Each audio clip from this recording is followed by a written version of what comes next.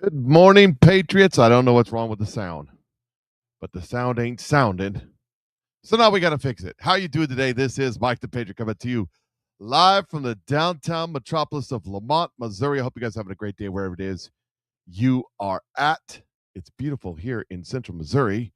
Weather's nice. It's 46 chilly degrees, but the sun is shining and the birds are singing. And what more could you ask for than the sun shining and the birds a singing? Here we go. Let's pull this off the stage. There we go. And now maybe the sound will work. This is the day that the Lord has made, and I will rejoice and be glad in it, even when I mess things up. Because somebody's, I'm only broadcasting on all the channels. Somebody's got to show a guy how to do this. Oh, Lord have mercy. The word of the day, as given by the Lord, presented by Marine in the Woods, is Romans. It's Romans 12, 3 through 8. I almost said 1. Romans 12, 3 through 8. Make sure you crack open the Bible, see what God has for you today, because God is absolutely good all the time, and all the time He is good. Now let's start off with the video that I was going to play that for some reason didn't share any audio. What is going on? Let me get this lined up again. A little bit of audio. This is, by the way, the reason why you do not want to buy new vehicles right now until they get rid of this mandated rule. Hey, looking good. Granny, we gotta go. We gotta go. You think?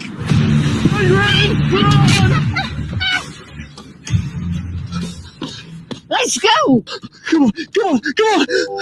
Due to elevated heart rate, high stress levels, and panic indicators, you are not fit to operate this vehicle. What? There's a tornado! Have you tried calming down? Daryl, it's getting bigger. Start the truck! Let's begin a breathing exercise. Inhale. Exhale. I'm not breathing right now! Daryl, do something. I'm trying! Analyzing driver condition, I've determined you... I know what you're determined, but you're wrong! I am never wrong. Whose bright idea was this? Your government's. Granny, I have a feeling we're not in America anymore. Uh-oh. Somewhere over the rainbow. That's right. You'll own nothing and you'll be happy. That's right. There's a law now that 2027 vehicles and newer will have sensors in it to determine whether or not you are safe to drive. And if you're not safe to drive, well, then they won't start. If you have elevated heart rate, flushed skin, if you're sweating profusely, it will detect that and say, you're over the limit. You can't drive, even if a tornado's bearing down on you. Let me tell you something. This is going to lead to liability problems. Because somebody is going to get hurt. But the government's trying to pass another law to undo the law that they passed because of the unintended consequences of the law that they passed that may cause liability limitations to the manufacturers. Because when something bad does happen, because the car won't start, well, it'll be bad. My new truck slowed down when in cruise control when I came up on a vehicle. Yeah, that's actually, you could turn that off, Marine. That's a option. You don't have to have it. I don't think it's necessarily a bad option. I liked it when I drive my father-in-law's GT5 Kia GT5 with the turbos and all that, and you get behind the old trucks and you go to take off. It slows you down when you're in the traffic, and then when you merge, boom, there you go again. It's okay, Marine. You could turn that off.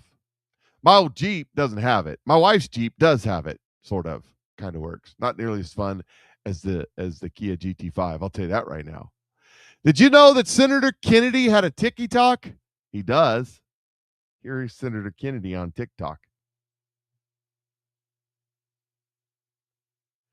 And why is there no sound? What is going on? Okay. Why do we have no sound? What is going on here? Let's try that again. Let me just see. Does this one has sound, right?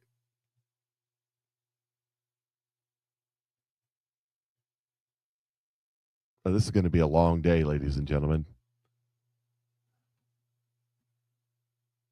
This is going to be a long day. I think I found the problem. I don't know why it muted.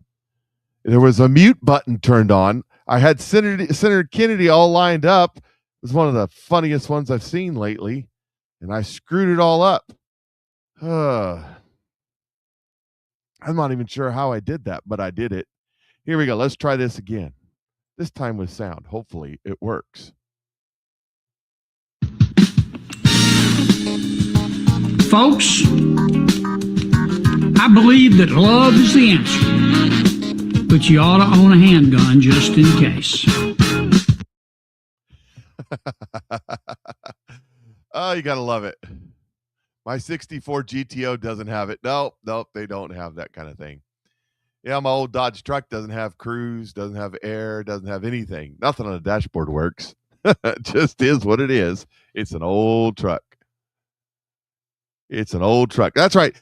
Kennedy says that you can solve just about anything with love, but you ought to have a handgun just in case, in case you have to reach out and tap someone from a distance. Why get in a fight when you can carry a gun?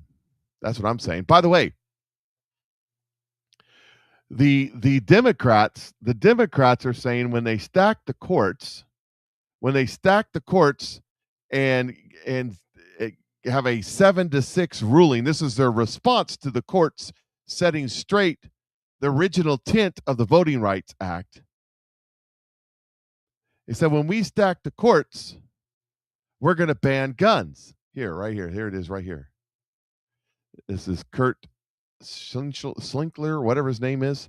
We've decided to pack the Supreme Court, and now our 7-6 majority has decided you don't have the right to guns, so please line up and turn them in. Thanks.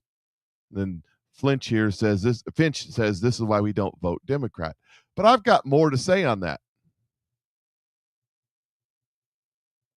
And that is this, Kurt, the reason we have guns is because we have guns.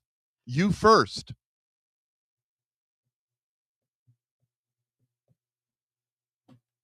That's why we have guns. Well, you ain't sure you could just protect yourself and go hunting. No. That's not what the reason the founding fathers put guns as the Second Amendment in the Bill of Rights. Understand that the amendments, the first, second, all the way to the 10th amendments, were not something that was debated upon years later. They were added at the ratifying of the Constitution. And again, we own guns because we own guns. And that is, once you have guns, it's a lot harder to get rid of them. Which is the reason why Democrats have been trying to take over healthcare, take over the food supply, take over the water supply, take over the financial departments, is because they want to be able to put a stranglehold on you and tell you you can have all the things you want and all the things you need if you just give up your guns.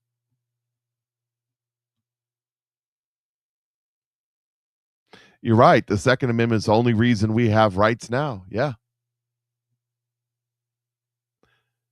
Here's the Babylon Bee. Here's the Babylon Bee talking about tomorrow's news today in the form of satire. Democrats deny inciting violence and say anyone who thinks they do must be eliminated by any means necessary. Washington, D.C. Less than a week after yet another assassination attempt against President Donald Trump, leaders of the Democrat Party pushed back against claims that they are guilty of inciting violence and said anyone who thinks that they are should be eliminated by any means necessary, following accusations that their rhetoric stirred up supporters to commit violent acts against conservatives. Prominent Democrats denied engaging in any incitement of political violence and stressed the importance of doing whatever is needed to take out anyone who thinks otherwise.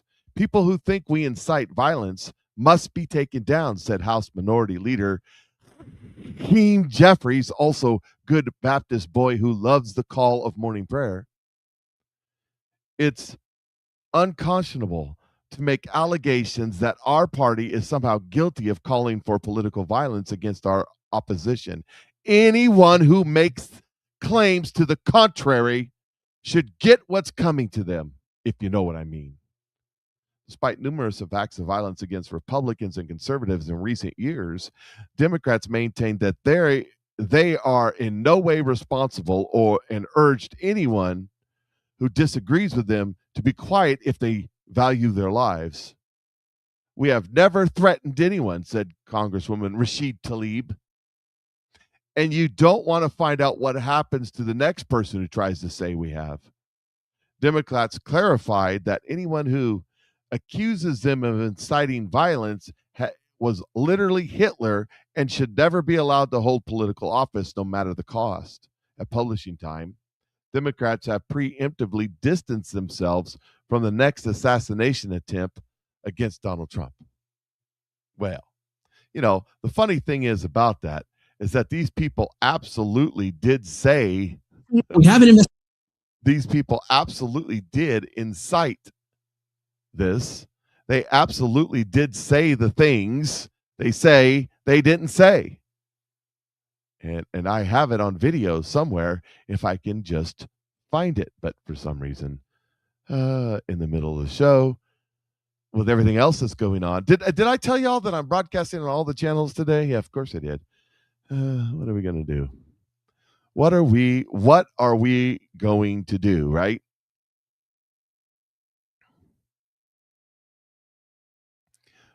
I have it here somewhere. Let's see. Not that one.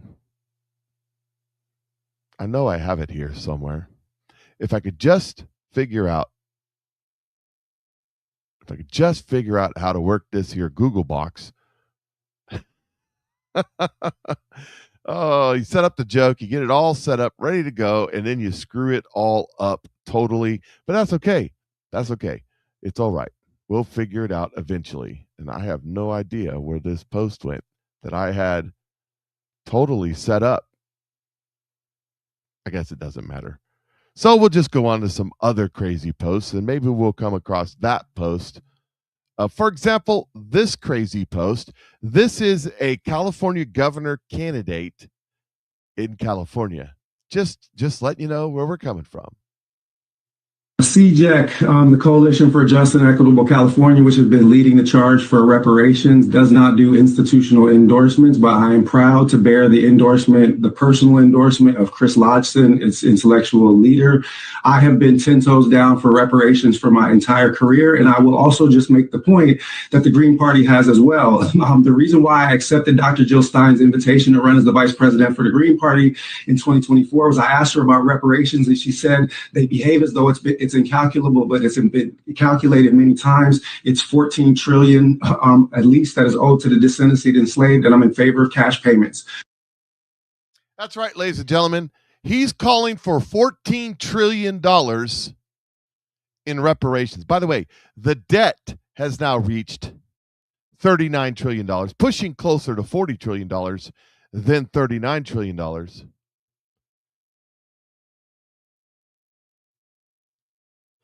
And it has matched the GDP of the country, which is about $39 trillion, actually $38 trillion. And this dude wants half the GDP of the country in reparations. And he was never a slave. He's not even a child of a slave. He's not even a child of the slave. He might be a child of a slave.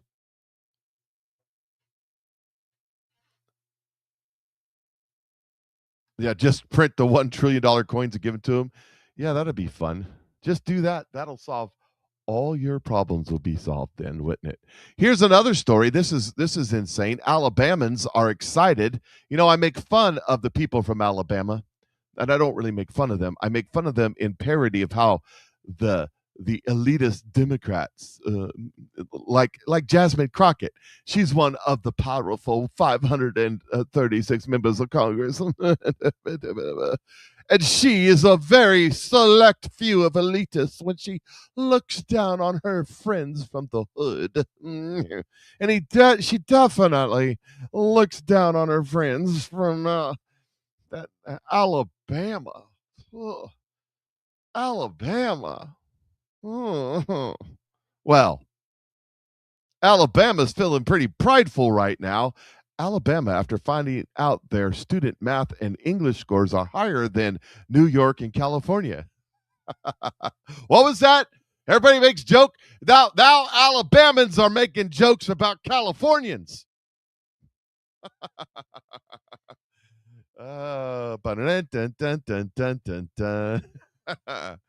Yeah.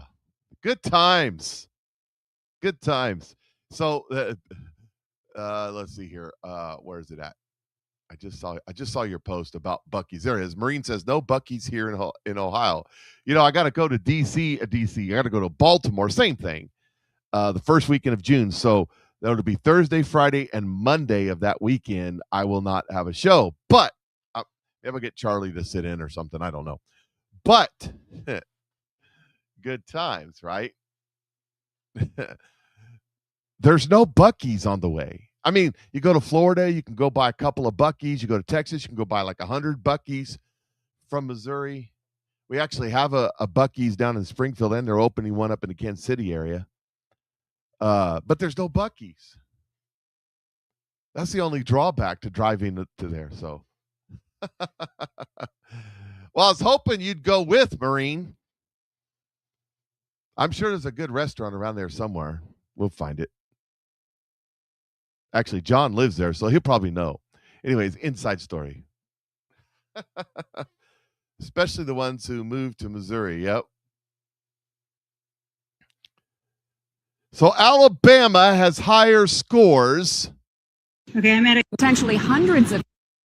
Alabama has higher scores than California. And I believe it because way back when I was in California, school was just a daycare center. It was basically a Leering center before there was Leering centers. Alabama has a Buc-ee's. Of course they do. See, those of you Northerners, you don't know about them Buc-ee's. It is a cultural icon. I don't. My wife and daughter are like obsessed with it. It's okay. I mean, the brisket sandwich is outstanding. There's no doubt. No doubt. The brisket sandwich is phenomenal. Phenomenal. It's the best there is. I'm just saying. Oh, then there's this. So we're talking about voter ID, right? Well, here's a guy. Voter ID. Voter ID is racist.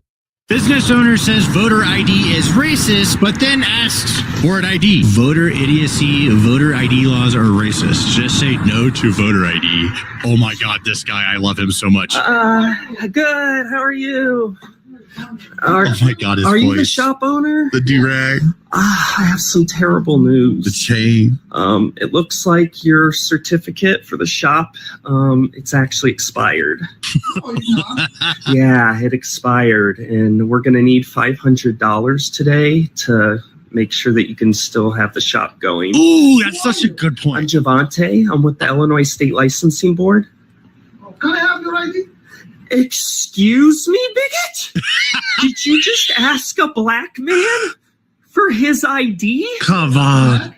I was assigned white skin pigmentation at birth by my parents' bigoted doctor, but I identify as African American. You can't ask me for my ID. That's racist. That's too good. Those are your signs out there, aren't they? It says ID is racist. That is different. How is it different? It's different because. Because how? Did you ask me for my ID so you know who I am? Why are you? You need a license. So you're asking me so you know who I am, right? Yes. Because an ID makes you feel more comfortable knowing I am who I say I am? Yeah, because I have to know who are you. Isn't that what they're doing at the voting booth? Yes. Exactly. So how are IDs racist at the voting booth? You don't have an answer, do you? You just put up those signs just to put them up. This You is did? amazing. Good luck with that, buddy. This man is a comedic genius.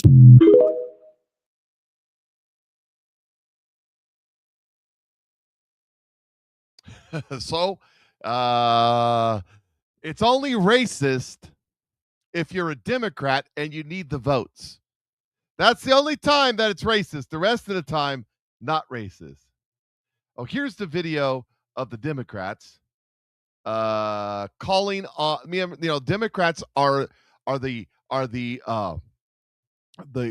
politicians of peace and tolerance and love, damn it. Here they are. And Donald Trump is an extreme danger to our democracy. He is, in my view, an unstable man that poses a variety of dangers. He's an existential threat to democracy. And this is just what we imagine the devil would be like. Well, they're still going to have to go out and put a bullet in Donald Trump, and that's a fact. he is the greatest threat to our democracy in our history. He's channeling Adolf Hitler. For a man to stand up there and really give legitimacy to what Hitler stood for and killed 6 million Jews, that was anti-black, those that would be LGBTQ, you describe now. Donald Trump is an existential threat to democracy. I feel like MAGA in general, they are threats to us domestically. And of course, our First Lady Melania is here. Look at Melania, so beautiful. Mrs. Trump, you have a glow like an expectant widow. It's so funny. We're the party of peace. And if you don't agree with us, we'll kill you.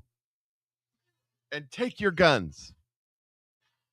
Good luck with that. I don't think that's going to happen anytime soon. Jim Acosta. You remember Jim Acosta? Jim Acosta. You remember he's also one of them elitists. Jim Acosta, washed up has-been news reporter, trying to do what I do for a living and sucking at it. The only reason he has followings because he bought and paid for them, which I refuse to do. Here is Jim Acosta.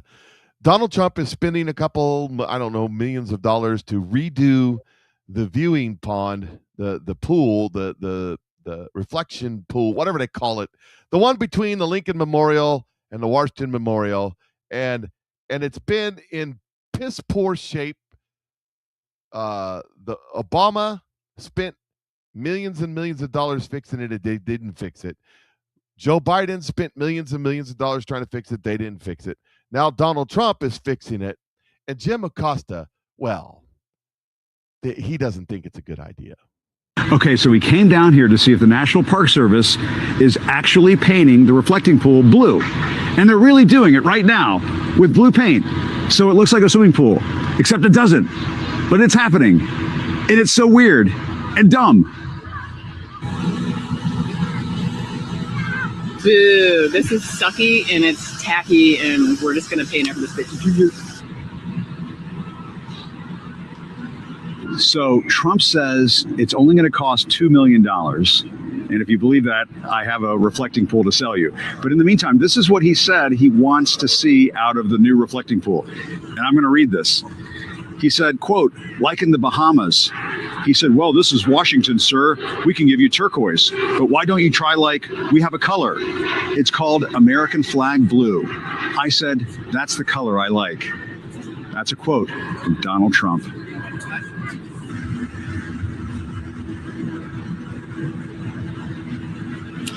It's breathtaking.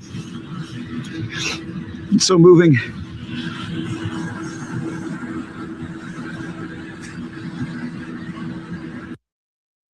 This guy's such a donkey.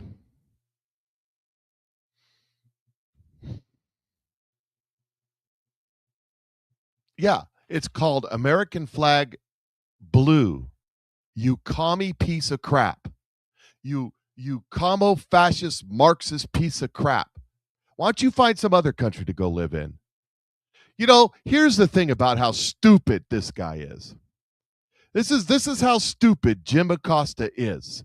Jim Acosta did this. I wonder how much crow he had to sit there and eat. Because Donald Trump was building a border wall his first term. And they mocked him, and Jim Acosta went down there and mocked him. And then we saw what happened under Joe Biden's administration. If only we had completed the border wall. Here are some of the steel slats that the president's been talking about right here. As you can see, yes, you can see through these slats to the other side of the U.S.-Mexico border. But as we're walking along here, we're not seeing any kind of imminent danger. There are no migrants trying to rush toward this fence here in the McAllen, Texas area. As a matter of fact, there are some other businesses behind me along this highway. There's a gas station, Burger King, and so on. But no sign of the national emergency that the president has been talking about. As a matter of fact, it's pretty tranquil down here. What did you say? Oh, it's pretty wonderful. It's great. It's wonderful down here. Yeah, Jim, where were you about 22? Huh? Or 23? When they let millions and millions and millions of kids, where were you when they're standing outside going, well, look at the rape trees? Where were you? Huh? You conceited little... It's people like you, sir, that are actively destroying this country. People like you turd bag. No wonder you're not on the air anymore. Here's an interesting little story right here. Here it is. So I want you to see something. Kim Clement prophecy talks about earthquakes. Listen to me. Kim Clement's prophecy, we all know him. I played him a million times. Kim Clement's prophecy talks about earthquakes and energy. You remember that? The E's. That there will be earthquakes and that we will discover great sources of energy. This is a new report. 65 billion lithium mother lode hidden beneath Appalachian mountains could supply U.S. with power for centuries. They've hit the mother lode. We no longer need to rely on foreign batteries to power our electronics. Geologists have announced that the Appalachian Mountains could be hiding sprawling multi-billion-dollar cache of lithium that could last the U.S. hundreds of years. This research shows that the Appalachians contain enough lithium to help meet the nation's growing needs, declared the U.S. Geological Survey Director Ned Mamila in a statement. According to the map by the institution, the East Coast mountain range houses 2.5 metric tons of this battery precursor, most of which concentrated in the Carolinas, Maine, New Hampshire, total value of $64.4 billion. The U.S. imports nearly half the consumption of lithium, which powers lithium-ion batteries and is used for everything from iPhones to vehicles and even aerospace alloys.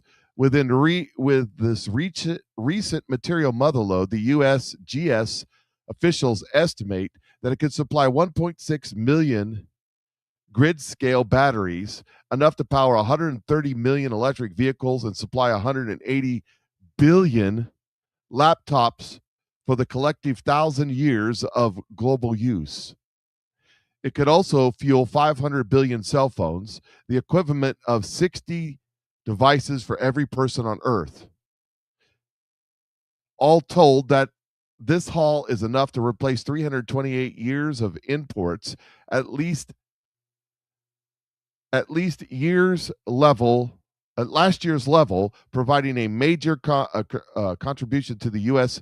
mineral security at a time when global lithium demand is rising rapidly. So think about those prophetic words from Kim Clement. And while you're thinking about those prophetic words from Kim Clement, I want you to think about other part of that prophetic word from Kim Clement, because there's news, all the news that you can use.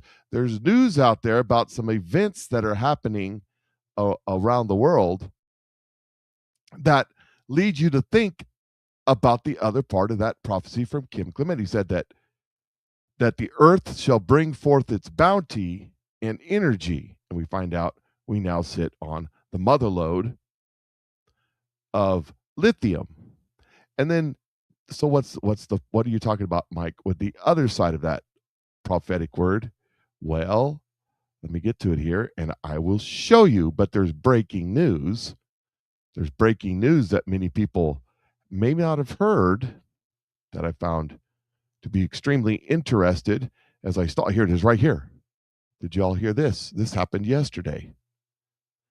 Area 51 struck by 17 earthquakes in 24 hours as a 4.4 magnitude quake hits the Nevada base.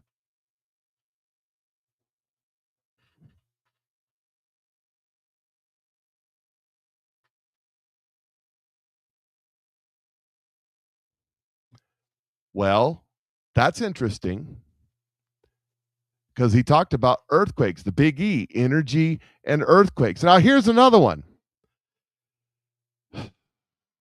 This is going to upset some of you. I'm telling you right now. Because there is no such thing as time travel. Because that's a God purview. God is the only one outside of time. No, none of us, we're all captured in time. Tick tock, tick tock, tick tock is by God. He declared it. You cannot travel back in time. You cannot travel forward in time. It's not going to happen.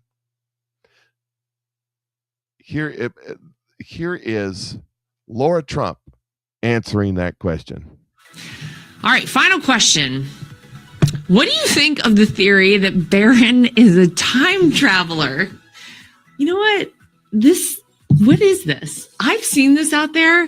And by the way, the amount of views that some of these videos get where they really dissect like how this really worked out, and you go back and there was a Barron Trump, and all of it is wild, actually, if you really look at it. I'm not trying to ruin anybody or rain on any parades here. Barron Trump is not a time traveler. Sorry to say it. I'm sorry. I broke a lot of people's hearts today. Yeah, I think the theory is crazy, obviously. But listen, that should show you out there how much like really crazy stuff exists, okay?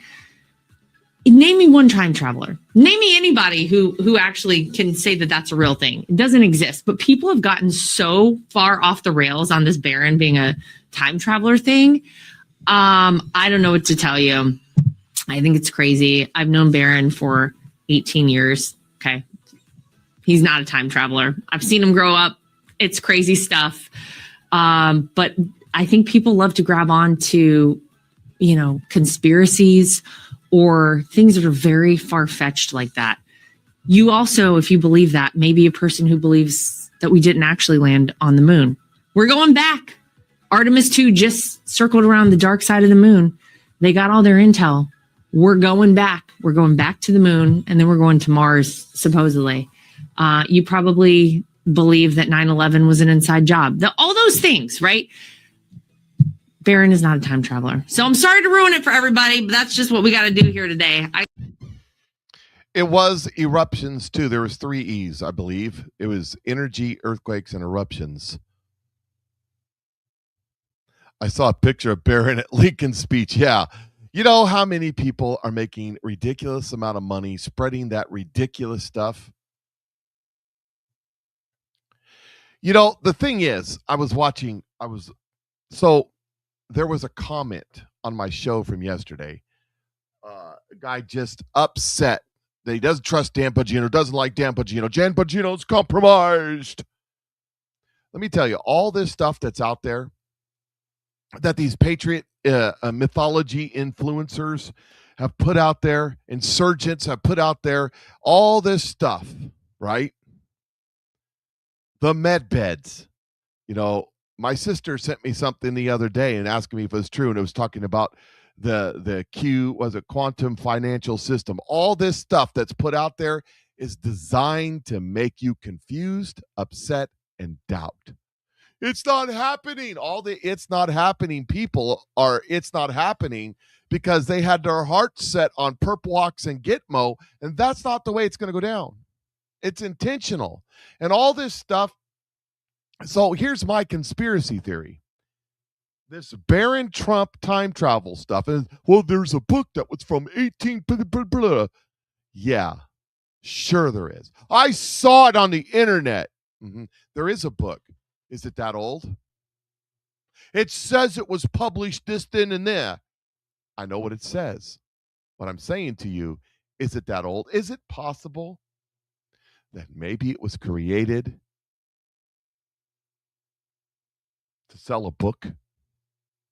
The whole time travel thing was created. How many of you went out and bought the book?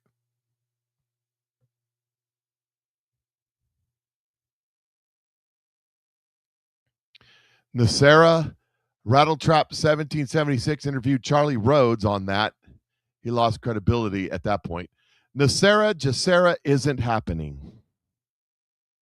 No, what you're more likely to get than Nacera Jacera is a make the world great again type deal. It's what makes America exceptional. It's rugged individualism. It means that you do the best you can to make yourself great and you take care of your family.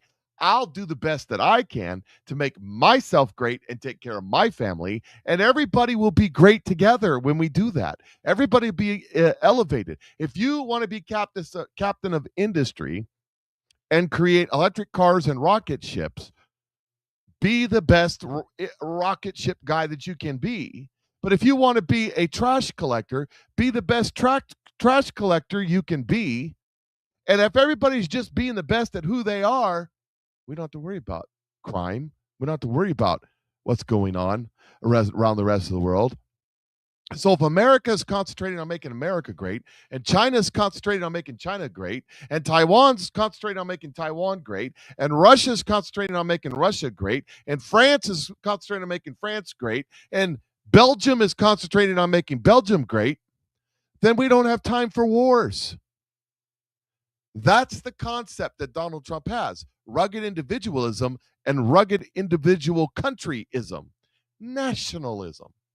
Oh my God, he's Hitler. No. Hitler was a socialist. Socialists want to get involved in everybody's business. That's the problem. Got a bunch of socialists running around named Thomas Massey and Rand Paul wanting to get involved in everybody's business. How about I leave you alone and you leave me alone? And how about the United States leaves Russia alone and Russia leaves China alone and China leaves the United States alone and everybody leaves everybody alone and we do our own thing? Now there's a novel concept. That's what we're getting to, though. That's what's going to happen for a short period of time before God pulls away. Did y'all see this? The mayor up in the governor up in Maine, she was running for Senate and she had, because her terms are up or something, she's dropped out. Simply did not have the one thing the political campaigns unfortunately require today, financial resource. She's dropped out of the race. Yeah, the mayor, by the way, this is her stand. These two people put out hits on journalists reporting on fraud. She's standing with them. This is the mayor. Triad weed story is a personal one for me because when I first started digging around back in my hometown in Dexter, I quickly discovered that there was a illegal marijuana grow next to my high school basketball coach's house. There's an illegal marijuana grow at the top of my camp road, illegal marijuana grow on my dad's road. The guy who knocked up my high school girlfriend, he's got an illegal marijuana grow next to him. But they really crossed the line because just about less than a mile that way, there's an illegal marijuana grow that the governor's brother, Paul Mills, transferred to the ownership of a Chinese national. And this is a sacred site. This is where Steve Robinson and his high school buddies first got bombed on Bagwine and Zima. Right there at that bonfire, there should be a monument up. The governor's brother was paid to help facilitate a transaction on behalf of Chinese national drug traffickers. Indisputably, based on the public records. And no other media outlet in the state will talk about it.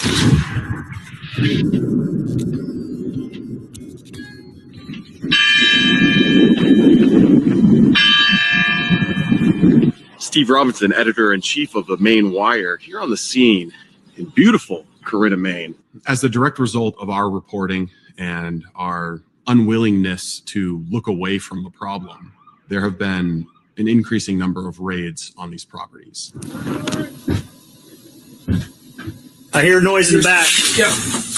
Sheriff's office! Come out with your hands up! We know you're up there. Come out. One of those properties was in Corinna, Maine, where my mom grew up, right next to the town office. You won't believe me, but when I was a kid, this entire skyline would have been blotted out by a big woolen mill that just polluted the shit out of the entire river, caused a lot of problems. It was actually a super fun site for most of my childhood. But now that it's been torn down, I can actually see the church right in downtown Corinna, where my brother got married to his first wife, and where my Grammy Hartley used to go to church for the longest time. So as I'm poking around the Corinna area and preparing to do some of our first public reporting, I just stumbled on this property record related to a location, 51 Cider Hill Road in Corinna, right on the Exeter town line. The property behind me, 9 St. Albans Road, was recently raided in February. A couple of other properties nearby also raided, thought to be part of a vast operation covering the state. 13 days later, there was a property transfer initiated for a location about 5 miles that away. What really caught my eye about this one, in addition to the idea of a property in central Maine being transferred into the custody of a Chinese foreign national with no paid, no capital gains taxes paid, was that the attorney who facilitated that transfer was a guy named Paul Mills, who supplied an address of 163 Main Street in Farmington. That just so happens to be the address of a law office in Farmington, Mills & Mills, which is run by Paul Mills, the oldest brother of the governor of Maine, Janet Mills. Very interesting development here. The question, of course, is why is Paul Mills, an established attorney, an elderly man, helping the operators and owners of an illegal marijuana cultivation site 13 days after a raid at a separate property 5 miles away? The only way really to elucidate what's going on here, I think, is going to be to go ask Paul Mills and his little sis, Governor Janet Mills, some questions.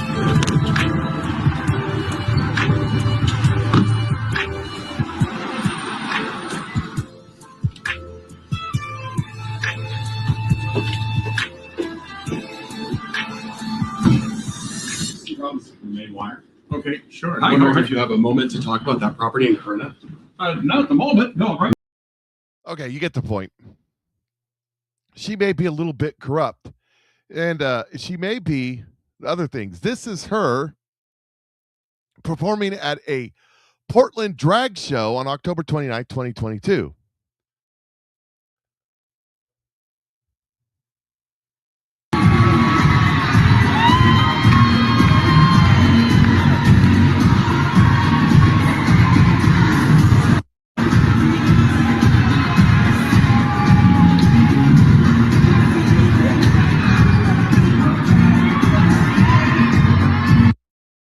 That's right. That is the governor of Maine.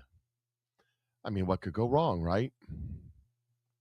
And here's Donald Trump talking about during the 2024 election, the governor of Maine. And your radical left governor has announced a plan to resettle 75,000 migrants. Many of them will be murderers, gang members, and terrorists, frankly. And whatever is going on with him, radical left governor, he's announced the plan already. He wants to resettle 75,000 migrants into Maine. That's only because they told him to do so. He's weak and ineffective. And they told him to do so, and he's saying... Donald Trump kept calling him a he. But I don't know. I wasn't there. Leave it at that. That some of the. So there's the governor of Maine who's running for senator dropping out of the race because it doesn't have the money to do so. Yep. Very interesting times we live in, isn't it? Things are being exposed that maybe we didn't want to know, because I didn't want to know. Speaking of being exposed, Sean Hannity asked Dan Bongino about the UFOs. You know, we had all them earthquakes down at Area 51. Let's see. That some of this stuff is very, very, very difficult to explain away by campfires, drones. All right, let me go a little deeper. Let me push a little harder.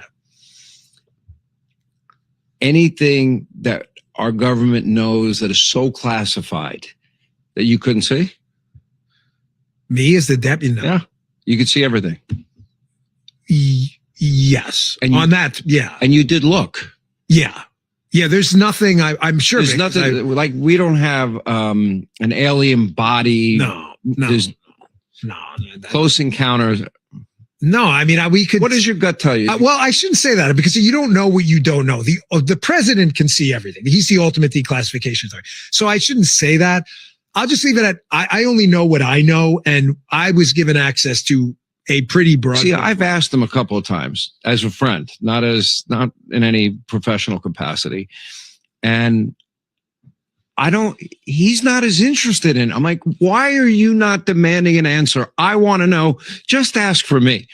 Because I think when there's a, Holman Jenkins does a really good write-up at this in the Wall Street Journal. Yeah. The Wall Street Journal kind of is not the most MAGA outlet, but that's fine. Like I like the paper. I've been reading the op-ed column since I'm 18. I don't think I've missed one since.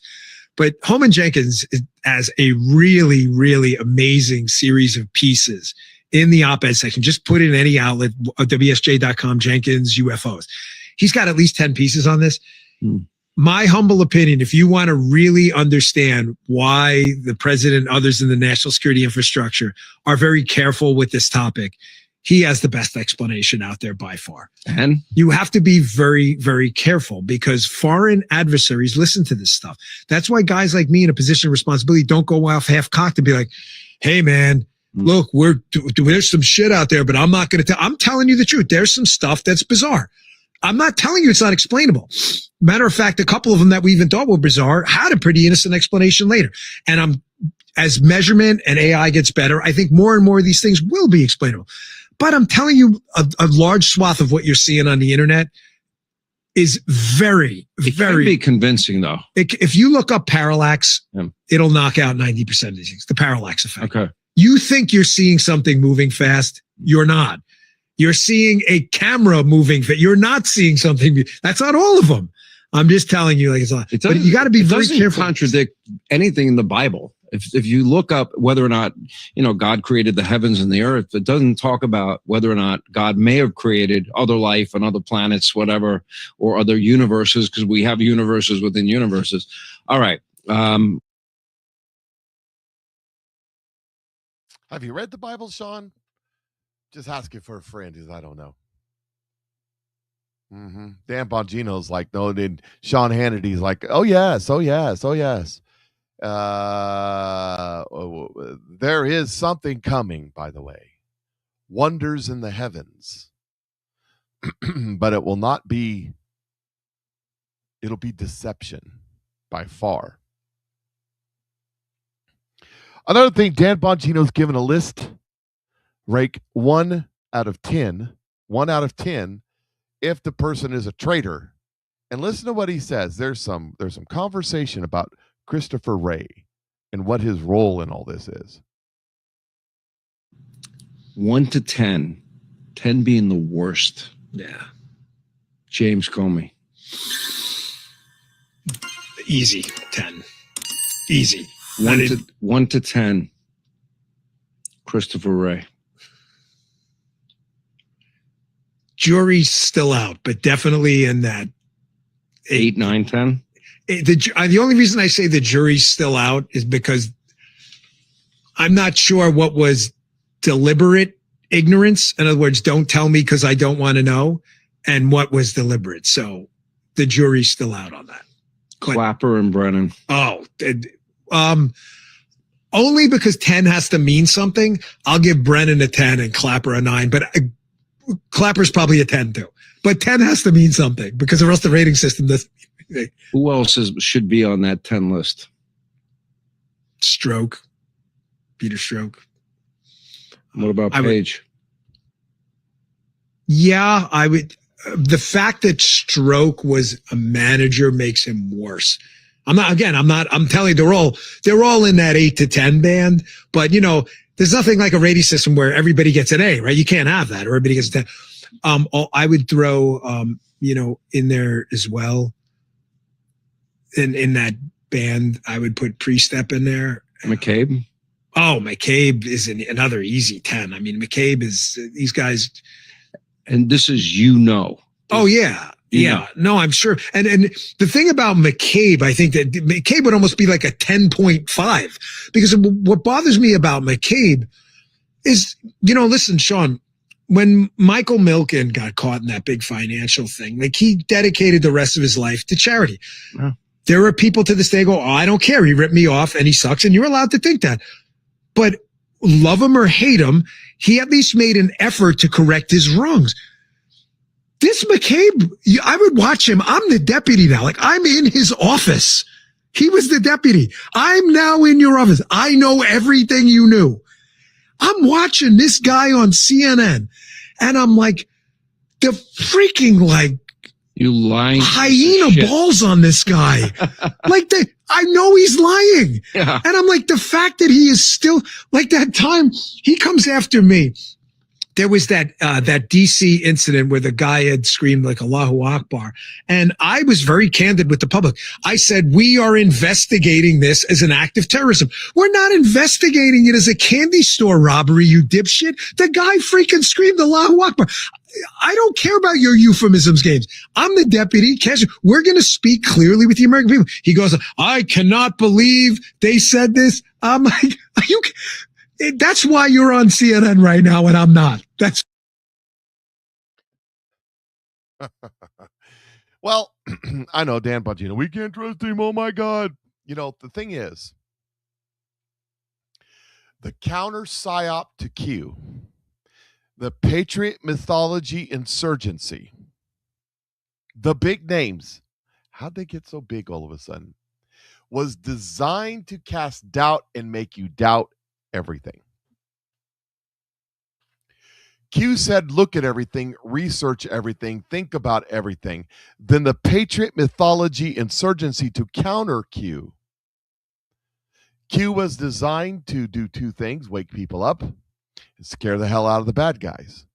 Well, the bad guys got to scare the hell out of them, so they had to do something to counter it.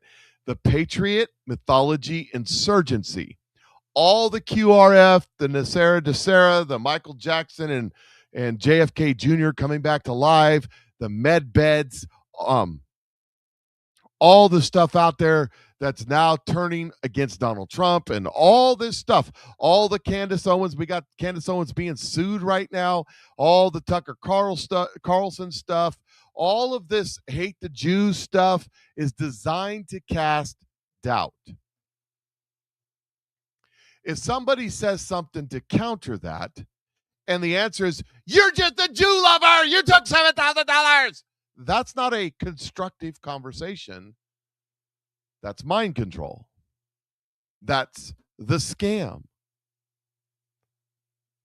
All the stuff that's out there is to cause you doubt. It's taking some truth and making it a lie. Standard operating procedure for the enemy of this world. The enemy of Christ. He did it in the very beginning. You won't surely die. Did God really say that? Casting doubt. Don't trust what you see. Don't trust what you hear. Don't trust any politician.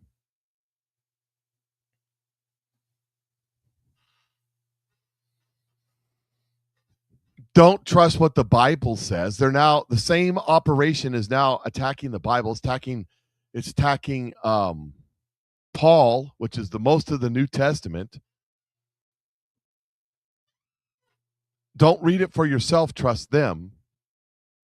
This is a dismiss and malinformation campaign. This is what it is. Here's Donald Trump on Ray. Running this Biden thing. The difference is I fire people. I fired Comey. I got rid of him. You didn't fire Christopher Wray. Well, I you know what? At the time, I don't know. Let's see what the final judgment is. But I didn't fire Christopher Wray. I didn't fire people I would have, but I fired a lot of people. You know, I had turnover.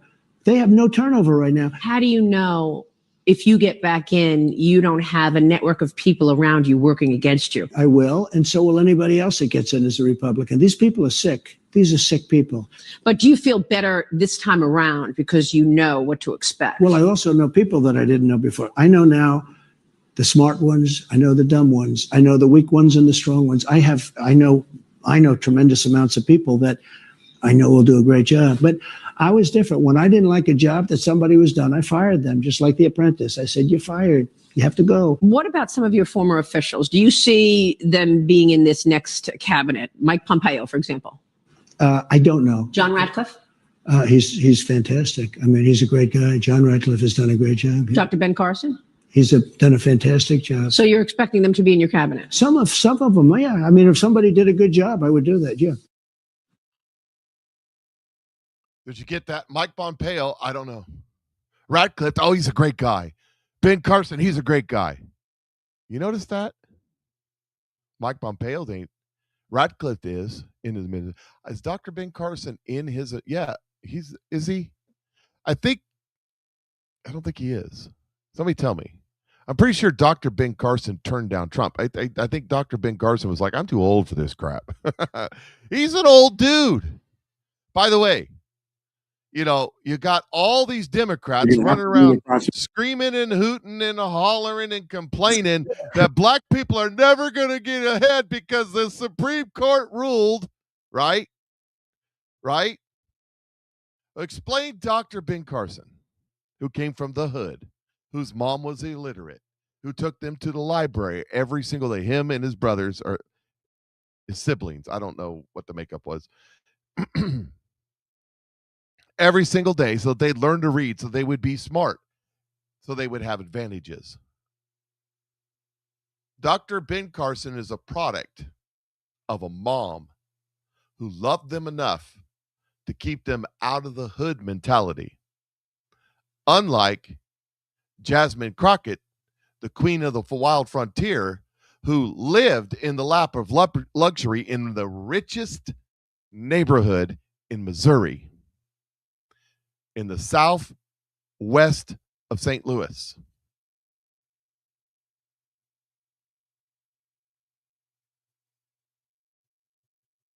And now pretends that she's from the hood to get votes. Difference.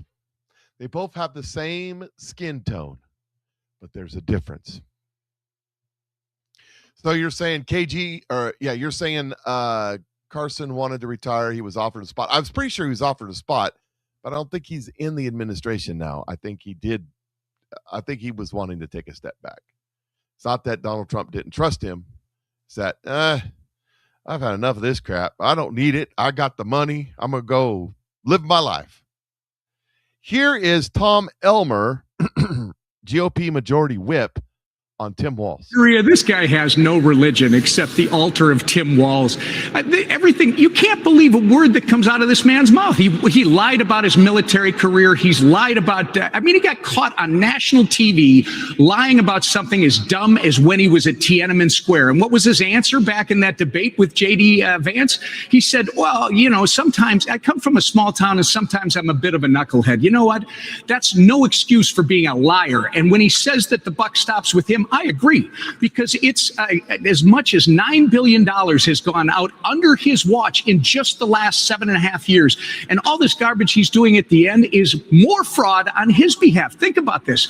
Over 20 raids of Somali fraudsters conducted by the FBI, conducted by the Department of Justice just this week, to daycare centers and autism centers. And what does Tim Walz do? And our corrupt attorney general, they try to take credit for the raids that are happening. Guess what? They had nothing to do with it. In fact, they have tried to sweep this under the rug forever.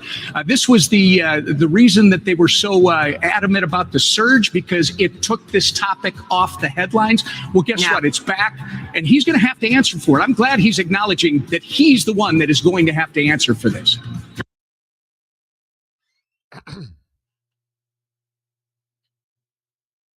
Talking about Tim Walz. He's going to resign. It's going to happen.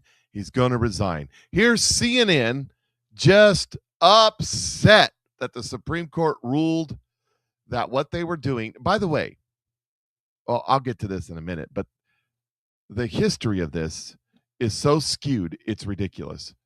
Here's the Supreme Court ruling that you can't judge your districts by the color of people's skins, and these lefties are just upset about it. 14 seats could be at risk all throughout the South. The question will be the timing. Is this a 2028 play? Is this a 2026 play? There are some primaries here coming up, not until later in the cycle. August 6th, there's one in Tennessee. That's Steve Cohen's seat. That's a majority minority district. That's an August 6th. The one Democratic seat there. The Jim Clyburn seat in South Carolina. That is the Democratic seat in South Carolina. That's a June 9th primary. Jamie, this shows you the ramifications long term for this ruling.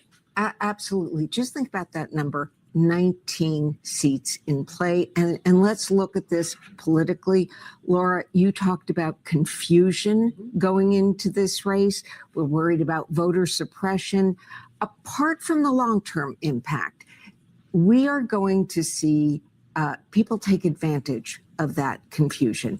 There is going to be, these midterms are so high stakes that anybody who thinks they can take advantage on the state level of this decision, there is going to be a scramble to see if they can, because each side thinks this is an existential midterm with the House, especially. Yeah.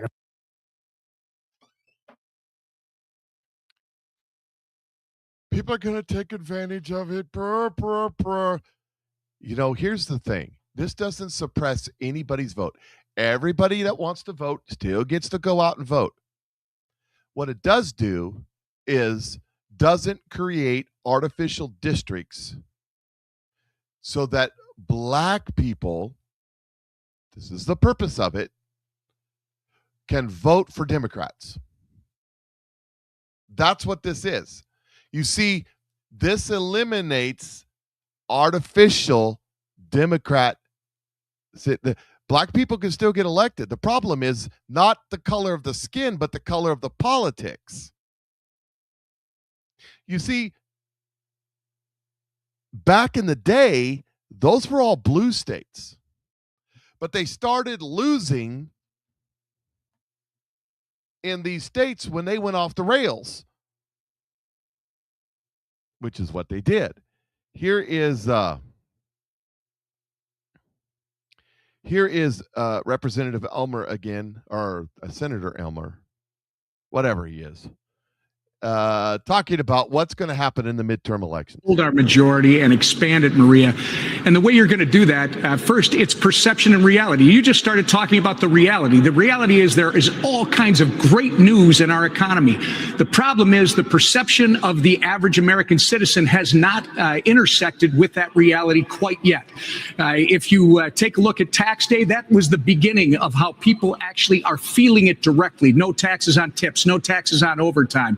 As this thing builds and you start to see the celebrations that our great president is planning for this country, on its 250th birthday. And as you get those billions that you were talking about earlier on your program that are being injected into our economy right now, by the time we hit that August, September, October period, perception and reality will intersect. And guess what? We're going to have more than a message. And by the way, I got to mention this. They keep talking about affordability. It's always about the economy, stupid. It always has been. If the economy is performing and people do this emotional thing in September when they're going to vote, where they get up and they say, do I feel better about where I am today than I did when this started? And do I see a bright economic future? Guess what, Maria? They vote for more of what they have. And that's why I'm confident we're going to hold our majority in the House and we're going to actually expand it. Well, and he's talking about it's the economy, stupid. We're hearing from the media.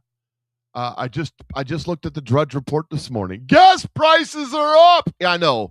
They're $3.60 here. Some places they're $4. California is $9, but that's California. That's your own stupid policies. Gas prices are up compared to the low that Donald Trump brought us, but they're not up compared to Joe Biden's high of $7 a gallon. It was like almost $6 a gallon here under Joe. Gas prices are not up. And that's the point. The economy is doing better, although there's a time coming, sooner rather than later.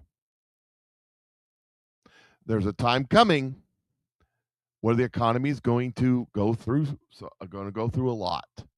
That's what God says. But the economy is doing rather well right now. Look at this right here. Regardless of what stupid retard says in the comment section. Truly incredible. Brand new data shows initial jobless claims last week fell to the lowest since 1969.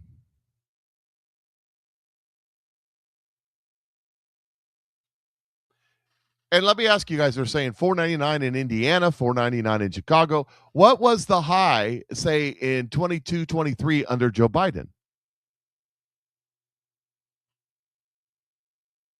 Do you remember? And what was the reason for the gas prices going up for Joe Biden? And what's the reason for the gas prices going up now?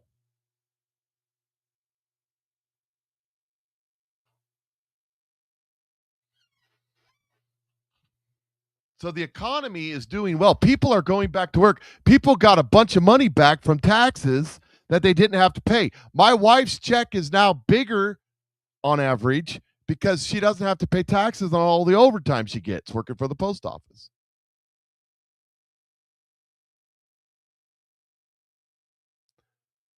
You just wait. When Donald Trump gets this war settled in Iran, and he will get it settled regardless of what the naysayers say,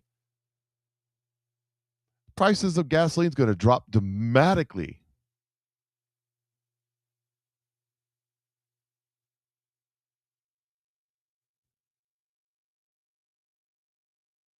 Dramatically going to come. Now, when we're talking about these votes, Hakeem Jeffries, I played for you yesterday what he said. This is Donald Trump's response. Hakeem Jeffries, the good Baptist boy who loves the call of morning prayer, just called the Supreme Court of the United States an illegitimate court. This is a low IQ individual who should not be allowed to talk that way about one of the greatest institutions anywhere in the world. He should withdraw the statement immediately, President Donald J. Trump.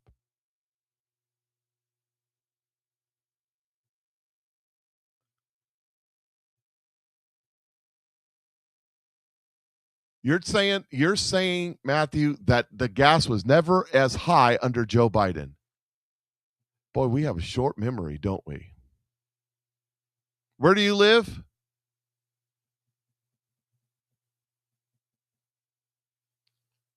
We need to go back and think about it for a minute.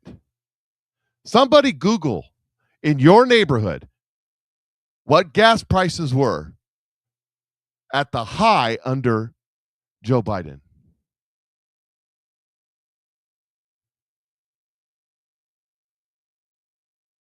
And what was the reason for the price going up under Joe Biden? The reason for the price of gas going up under Joe Biden was Joe Biden cut off the supply of oil to the United States. He stopped drilling just about everywhere. He cut the Keystone Pipeline. He did all these things to force an energy crisis intentionally, to, by his own words, to get us to switch to unreliable sources of energy.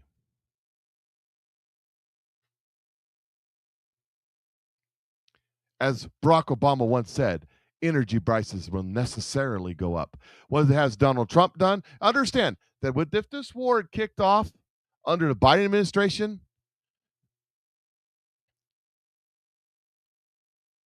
we would have $200, $300, $400 barrel oil.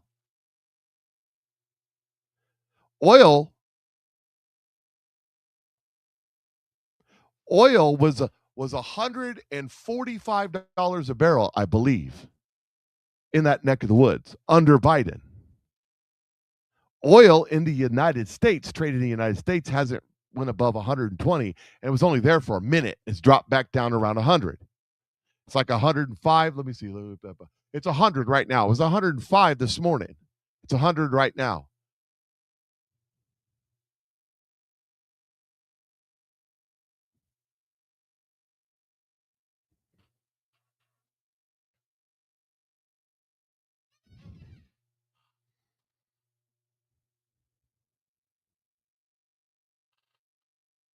Here's Donald Trump also talking about, this is about the Supreme Court redistricting and all that stuff.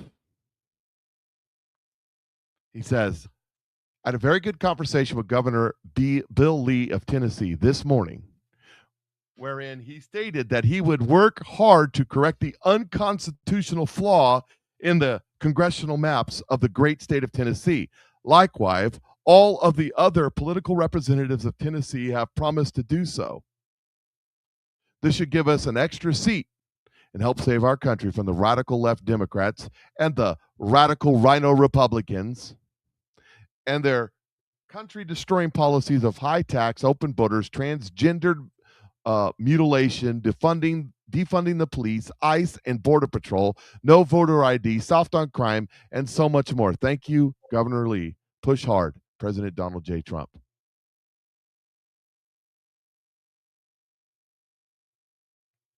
Well, there you have it. Now we know who you are. We know who you are now. Thanks, Matt. What's the word I'm looking for? Nazi, fascist, pig. Yeah. Now we know why you said what you said. People will make any excuse for the Jew slave Trump. Gas was supposed to be under $2. Groceries was supposed to be affordable. Somalians were supposed to be deported. You haven't listened to my show very long, have you? It shows. Prices of things are never going down. The why? Oh my God! How could you say that, Mike? How could you say that? Because we have a fiat currency. And a fiat currency must inflate in order to have value.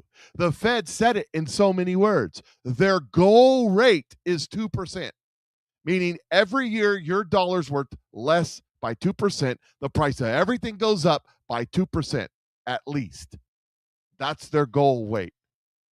How bad, sir, Mr. Jew hater Nazi, how bad was inflation 2.5 years ago?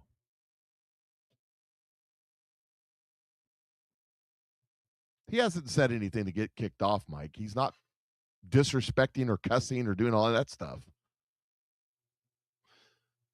And he's not posting stupid just to be stupid stuff either. He's posting stupid stuff, but that's what he really believes because he's a Jew-hating Nazi. The Jews are not the problem in the world, my friend. There's a scapegoat. By the way, that's biblical. Iran wasn't supposed to have they're stupid. Do you realize they launched a missile? They launched a missile to The island down there, I just can't remember. Marine Post the name. Diego Garcia. Do you realize that's 4,000 miles away? Do you realize they could hit Great Britain with that missile?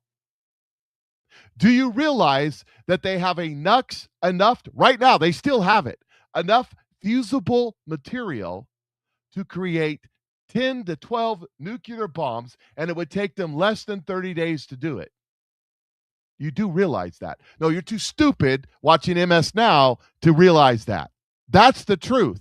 What Donald Trump took out when he took out that mountain, when he bombed with the B-2, the bomber, he took out their ability to turn that fusible material into 90% grade weapons material. That's what he took out. But you're too stupid to understand all that stuff, because you're so set on the Jews are evil. My friend, do you know when you spout that garbage that you're hearing from Candace and Tucker and the rest, that you're speaking Iranian talking points? You do know that, right? Because let me tell you what the Bible says.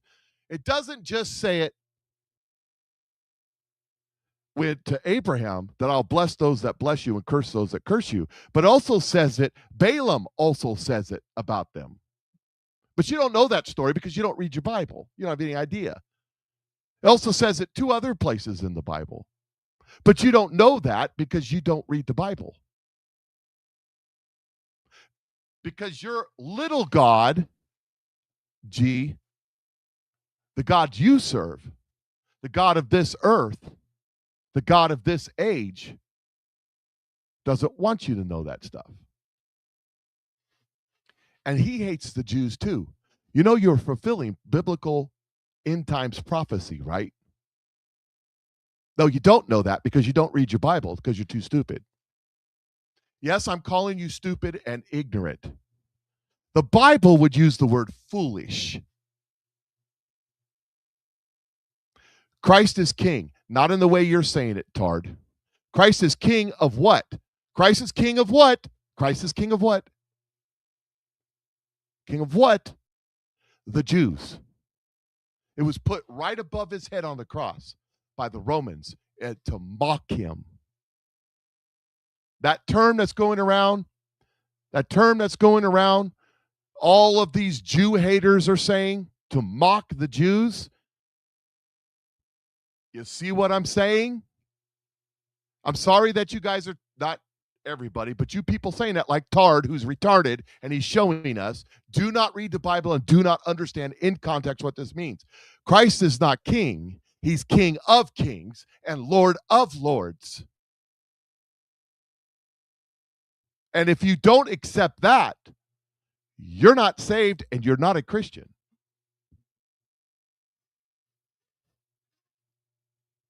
Try reading the Bible, the letter God gave you.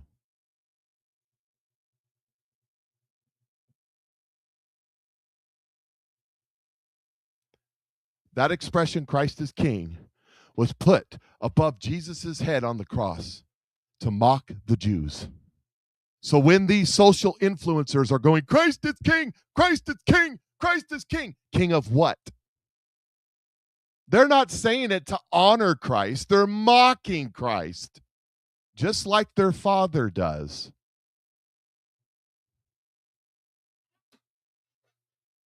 Just like Jesus said, if I cast out demons by Beelzebub, then who do you cast them out by? I serve my Father, and I do only what my Father tells me to do. Who is your Father? Who do you serve? You serve Beelzebub.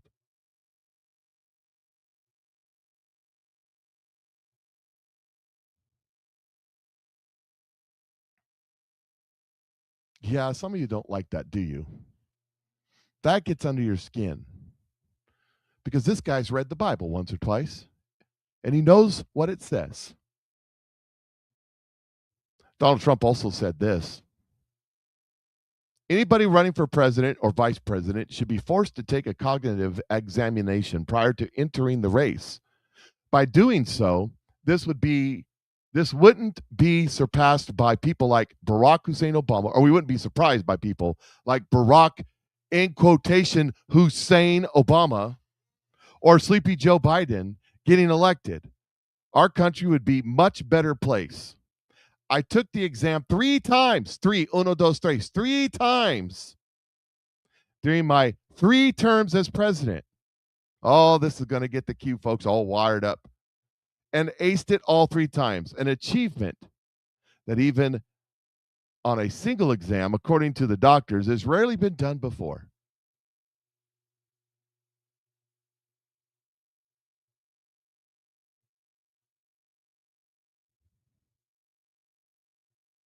Okay, I'm at potentially hundreds. It's amazing. Donald Trump just sticks it in there and pokes and pokes and twists and pokes, doing a little trolling, getting everything all speared up. Oh, he's so good at it. Oh, right. You got to love it. You got to love it.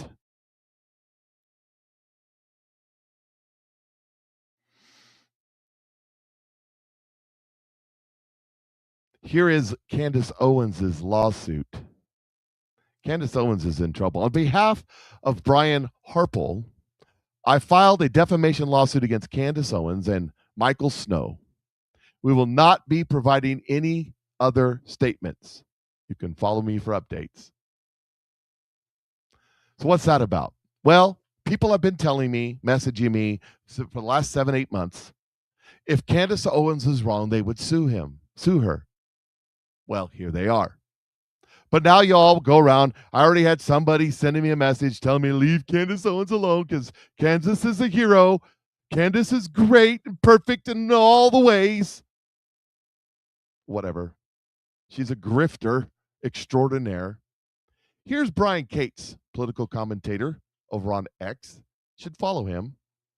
He says, what's about to happen to Candace Owens is going to be ugly, and she deserves all of it. She literally defamed people on video for months, people who are still trying to recover from having lost Charlie, by claiming they were involved in planning and carrying out his murder. It's one of the greatest vicious psyops ever, and many of you fell for it. On the other, a lot of Trump fans love Candace because she spent 7 months investigating and monetizing the Trump plot to kill Charlie for Israel to get to war in Iran, where Trump is on it and part of the cover-up, is in on it and part of the cover-up. If you tell me you support Trump, but you still swallowing this vile anti-Trump witch's brew, this is where you and I part ways, and good riddance to bad trash. She's a deceiver and a liar and a witch. What was happening?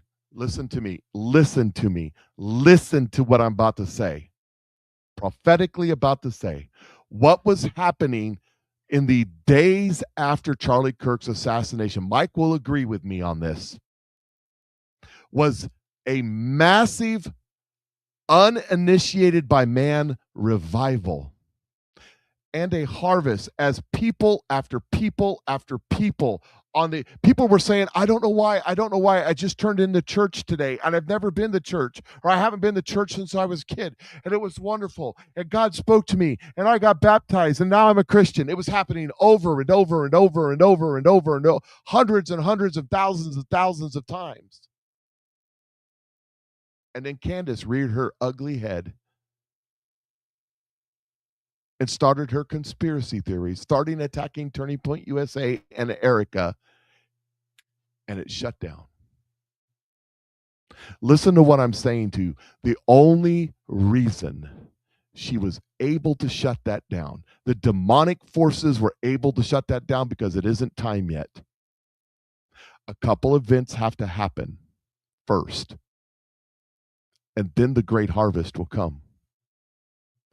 And people will message me and say, but Mike, the Bible says that in the end times there'll be a great falling away, blah. Well, then maybe we're not in that time yet. How dare you say that? My favorite Christian TikToker pastor says that the rapture is going to happen Wednesday. He didn't say which Wednesday. Well, I'm here to tell you. Stop listening to the Pharisees who have it all figured out. Because when the Pharisees had it all figured out in Jesus' day, they stared at him in the face and rejected him because it wasn't what they wanted or expected. Don't be deceived. But I'm also going to tell you this, the great falling away, when the great harvest is happening, the great falling away will happen too. It's a simultaneous thing. More than half the church will abandon Christ. Let me say that again slower. More than half the church will abandon Christ to follow their own way, to be turned over to their reprobate mind. Churches will be empty as the harvest comes. The reason why it stopped when Candace did her demonic stuff and Tucker Carlson jumped in the bandwagon and Megyn Kelly and all the others, because it wasn't quite time yet. But wait, because here's the thing. I will bless those that bless you and curse those that curse you. Candace is about to be exposed in a big way. Tucker Carlson is about to be exposed in a big way. Megyn Kelly and the rest of them too. They are about to have their positions ripped away from them by God. And the others that God has already chosen and ordained will be lifted to those spots. Mark my words on that. That's what God says. If you understand this, listen. I will bless those that bless you and curse those that curse you. They're about to be cursed by God. In the Bible, when it says woe to, when God says woe to, that's a curse on you. Or whoever he's saying woe to. Understand what's coming. The veil's going to be removed, and we're going to find out who's really behind all this. You see, nobody listens to the mockingbird media anymore. The mainstream media, nobody listens to them.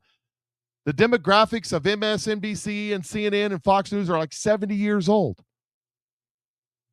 So what did they do? They changed their tactic. They started buying positions, Stu Peters. They started buying positions for these people and paying these people to say the things they wanted them to say.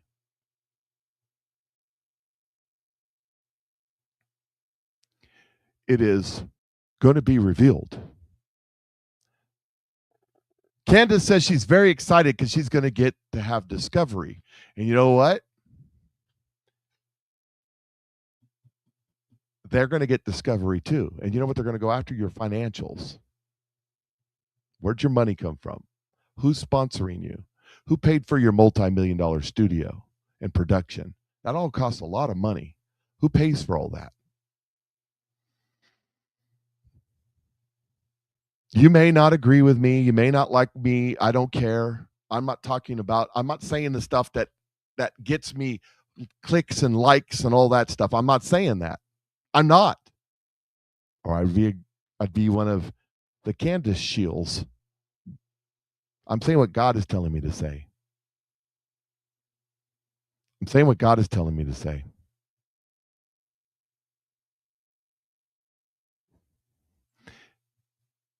Donald Trump asked why he doesn't wear a bulletproof vest. I think he does, actually, but it's funny. About you potentially wearing a bulletproof vest moving forward, given you have now been shot at. I don't know if I can handle looking 20 pounds heavier. These guys, they look so good. Some of these guys are physical specimens. Some of these guys are trouble. I don't want to be near him. No. if you want to gain 20 to 25 pounds, go to West. And believe me, frankly, the vest did an amazing job because it took a bullet close up. And he didn't even want to go to the hospital. I mean, we sent him to the hospital just in case, but he didn't want, it's still a hit. But he didn't want to go to the hospital. The vest totally protected him. Still a lot of power behind that shot, though. That's like getting hit by Mike Tyson. But it's amazing. I've been asked about that, and I guess it's something you consider. In one way, you don't like to do it because you're giving into a bad element, and so I don't know. But I have been asked about it. How nervous are you about it happening again? Another assassination attempt? I don't think about it. You don't think about it And at if all? I did, I wouldn't be doing a very good job here. I'd be thinking about nothing but that. I don't think about it. I don't think about it. If I did, I wouldn't be effective. Okay. Mr. President. Yeah, I don't want to gain 10 pounds, so don't wear the bulletproof vest. Let me tell you something. They can make clothing now. There's companies out there that make clothing like his suit jacket. He has some protection. He has some protection. I'm telling you, it's coming. I want to get back to the voting stuff because, well, there's a lot to talk about. Here is over there on MSNBC, and I just want to remind you something. You know how sold out the Republican Party has been? This guy right here, Michael Steele, used to be the head of the Republican Party. Just remember that. Listen to what they say. Nick, can you just lay out for the folks at home the current ground that we are all now standing on, given what the court ruled this morning? Yes, we're standing on quicksand. We, as a democracy, are sinking. And we're doing that with the Supreme Court putting weights on our ankles. Okay, that's where we are. The Supreme Court's decision today is one of the most disingenuous legal opinions I've read in my entire life. We're on quicksand, and this is the most disingenuous. No, it's very much ingenuous. The Voting Rights Act said you couldn't discriminate in voting. The Supreme Court, this rendition of the Supreme Court has been very consistent on this. You can't discriminate. The Constitution says you can't discriminate. You can't discriminate based on skin color, religion, any of that stuff. You can't discriminate. These same people who want to discriminate in certain districts and say this is a black district so they can get black power, which happens to be blue power.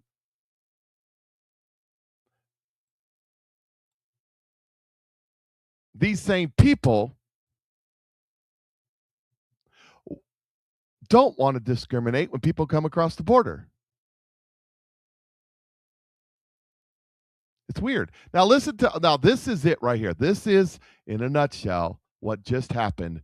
Only this is like reading end time prophecies in Islam to end time prophecies of the Bible. It's 180 degrees out around. Listen to what he says.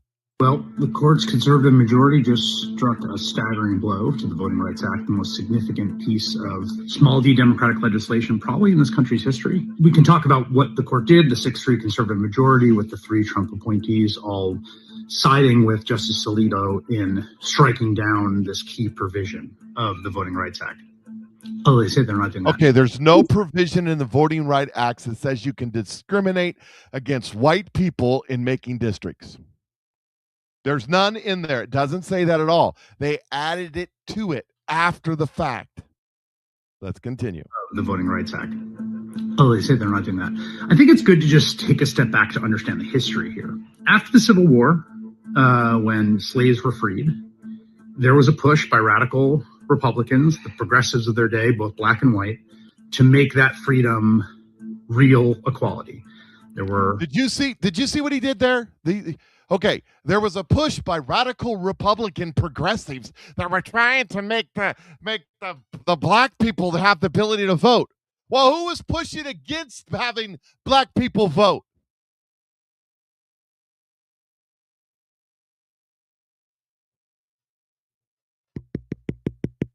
Anybody? The Democrats. Let's continue. Let's continue with this BS. 3 amendments passed the Constitution, 13th, 14th, and 15th, that guaranteed equal protection. All passed by Republicans. And the reason they're saying these are progressive people, total misunderstanding. They're doing a wookie dookie, these are not the droids you're looking for thing here. All passed. This was about, oh no, they were progressive. No, this was about all men are created equal, endowed by their creator with certain inalienable rights. They were going back to conserve the beginning. This is not progressivism because, as I explained to you, progressives, as coined today, as this guy is using it, are fascists. The Bund Party, the Nationalist Socialist Party of America, complete with seize heils and busts of Adolf Hitler, changed its name in the 50s to the Progressive, the American Progressive Party. So let's continue. To point this out, I want you to understand what he's saying. Of the law and voting rights, and between 1869 and 1877, a remarkable thing happened, particularly in the U.S. South. Black voting registration achieved parity with white voting registration. Until the Democrats and the KKK came along. He's going to say the same thing I just said, but he's going to make it sound like the Republicans were doing it. Black and white voters voting at the same rates. Black elected representatives in state legislatures, state senates, in Congress, in the United States Senate. You had multiracial democracy for about 8 years. And then a whole bunch of things happened. Union troops left the South.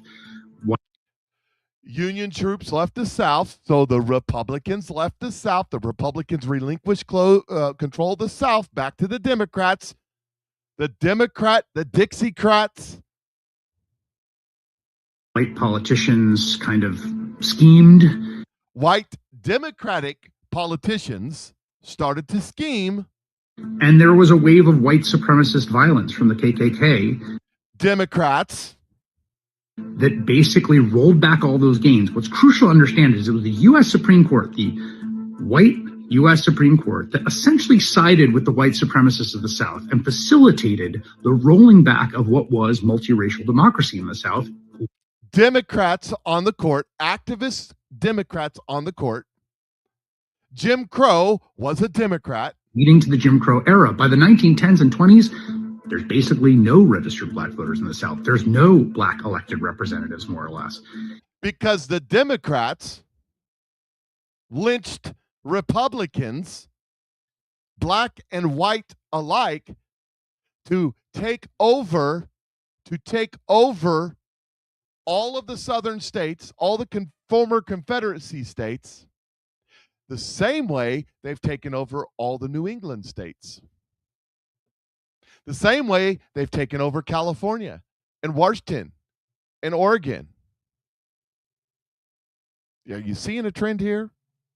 It is now one-party white supremacist rule, and that is it is now one-party white and black socialist, Marxist, fascist rule in the northeastern states. As a matter of fact, how many blacks are there represented in the northeastern states? Thanks to the U.S. Supreme Court that gutted the provisions of the U.S. Constitution that hundreds of thousands of Union troops had fought and died to put into the U.S. Constitution. It was not until 1965, the Voting Rights Act, that true multiracial democracy returned by Republicans. Yeah, it was a return. And it took, 90 years, more or less, to get it back. And then because the Democrats fought it every step of the way. But it's not what this bill says is what happens. What happens is what the Democrats do. They co-op it and they infer meaning. It's not our democracy, our democracy, our democracy, our democracy, our democracy. And now we got people like Thomas Massey and Rand Paul, our democracy, our democracy. All saying the same thing. The last 60 years, with the Voting Rights Act in place, we have seen Black and white voter turnout and registration achieved parity, an unprecedented boom of black elected representatives, particularly true in the South, where the majority of black African Americans still live. And now the Supreme Court is basically... So did the Supreme Court say that black people can't vote anymore? Is that what the Supreme Court ruled? That's what he's trying to say. Black people, you're not allowed to vote anymore. That's not what it said. It said you cannot build districts based upon race. That's what it says. You see, I guarantee you, if those districts were all of a sudden people were to wake up and start voting red, they would nullify this rule that the Supreme Court just did. They would celebrate it. They don't give a damn about black people. They give a damn about blue people. Doing the same thing they did in the late 19th century, in that ignominious period of Plessy v. Ferguson and other decisions, in which they essentially rubber-stamped white supremacy. That is what they run the risk of doing today. And if there's any hope in the story, and it's a tough day, the hope in the story is the court did this once before. The powers that be that wanted to chase black folks out of full participation in American democracy were temporarily victorious, but ultimately they lost. Democrats. It's not over. And they were temporary when the voter rights stuff passed. Then they went in and changed what it meant.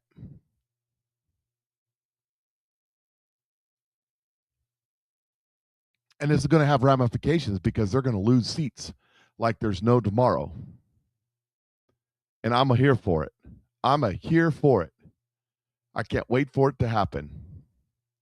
Because these guys, they deserve everything that they're about to get.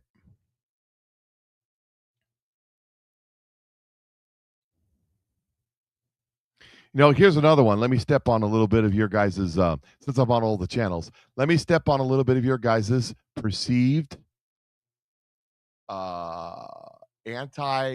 what shall I say, PSYOP information. I'll tell you why afterwards. Here we go. You ready? Touching me, touching you, sweet Caroline.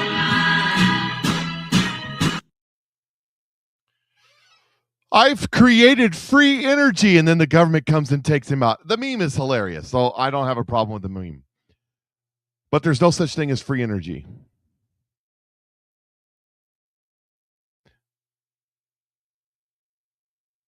There's no such thing as free energy. Even if that guy was able to create a machine that creates free energy, it would still have to make the machine. You would still have to have somebody making the machines. That would still cost money. The machine, the materials, the raw materials cost money unless you have your utopian socialist communist society. Then it can be free when everybody's a slave. So those of you running around going, yeah, but I saw where in the 70s they took a car and it got 290,000 miles per gallon. Yes, you can make a car. How many gearheads are out there know exactly what I'm talking about?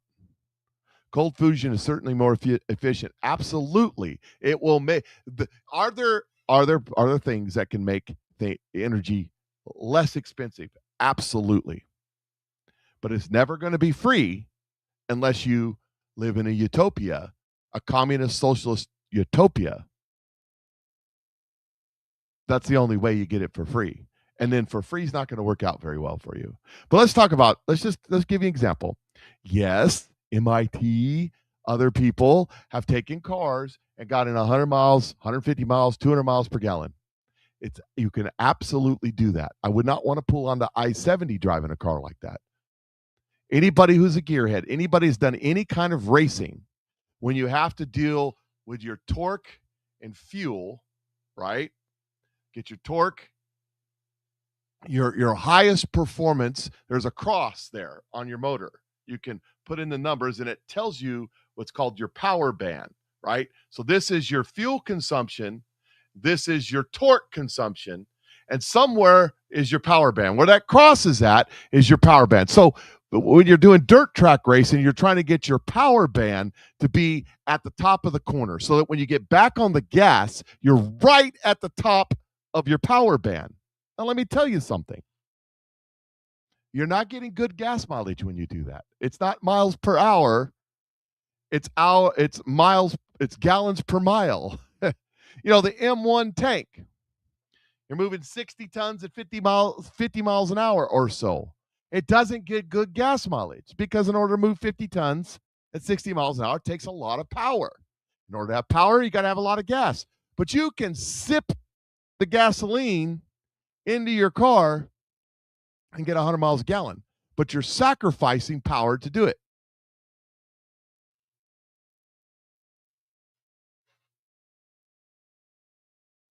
Do you understand what I'm saying? The world of outlaws. Yeah, but they don't burn gasoline. They burn alcohol. Methane. I believe it's methane.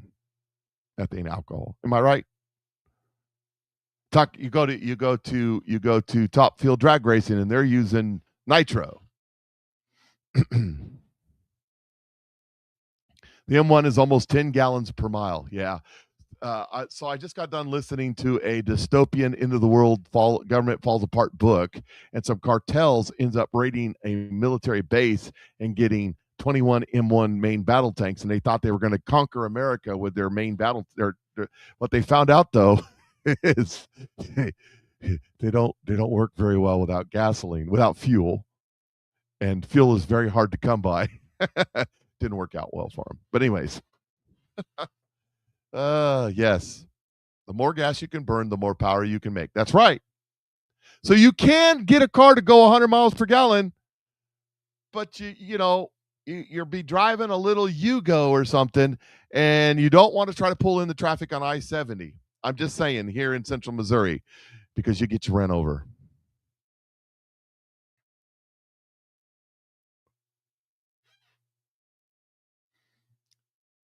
So my point on all that is energy is not free. It's not free to make. It's not free to produce. So therefore, it will never be free. It may be cheaper, but it will not be free. It's impossible. Everything has a cost. The Dodge Colt, the only Japanese you need to know. Yeah. The old Volkswagen diesel Rabbit, it still holds the record of the best gas mileage in a production car. It's like 55, 60 miles per gallon of diesel. And they were pretty peppy, but they weren't no race car, that's for sure. Here's John Solomon coming out with another breaking story. Just a real quick, just listen. Scores of raw intelligence reports that show Chinese meddling in the American election. And there's one report raising concern that Ukraine was engaged in a plot to do something bad in the 2024 election to help Joe Biden. I want to repeat that. There is intercepted intelligence that the Trump administration has had for many, many months, in which it is suggested by Ukrainian officials that they're going to try to help Joe Biden win the election using American taxpayer money. Donald Trump will sign an executive order insurrection act because of foreign influence within our election, and that many American politicians and bureaucrats at state and federal level were working with them. It's going to happen. And it's going to be ugly for these people. Donald Trump, just to stir the bucket, trolling, doing a little bit trolling. You see what that says? Record numbers all over the place. Should I try for a fourth term?